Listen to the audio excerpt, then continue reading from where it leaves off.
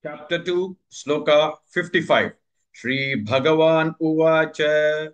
Shri Bhagavan Uvacha. Shri Bhagavan Uvacha. Prajahati yada kaman. Prajahati yada kaman. Prajahati yada kaman. Sarvan parthamanogataan. Sarvan parthamanogataan.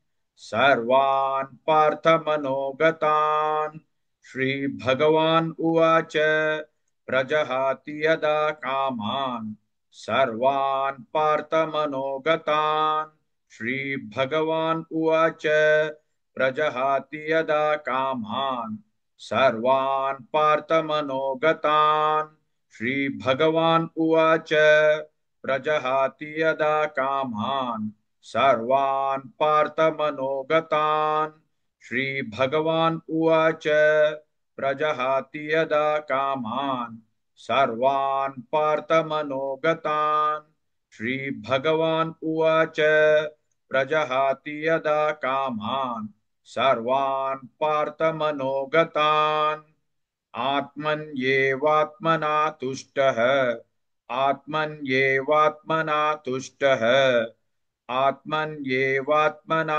तुष्टः स्थितप्रज्ञस्तदोच्यते स्थितप्रज्ञस्तदोच्यते स्थितप्रज्ञस्तदोच्यते आत्मन्येवात्मना तुष्टः स्थितप्रज्ञस्तदोच्यते आत्मन्येवात्मना तुष्टः स्थितप्रज्ञस्तदोच्यते आत्मन्येवात्मना तुष्टः स्थितप्रज्ञस्तदोच्यते आत्मन्येवात्मना तुष्टः स्थितप्रज्ञस्तदोच्यते आत्मन्येवात्मना तुष्टः स्थितप्रज्ञस्तदोच्यते श्रीभगवान् उवाच प्रजहाति यदा कामान् सर्वान् पार्थमनोगतान् आत्मन्येवात्मना तुष्टः स्थितप्रज्ञस्तदोच्यते.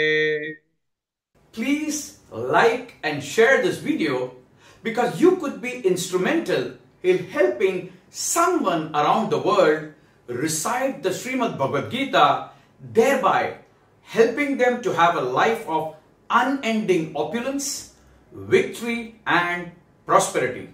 This is mentioned in chapter 18, Sloka 78. Yes, don't forget to buy my book, Leadership Can Be Child's Play. Namaste.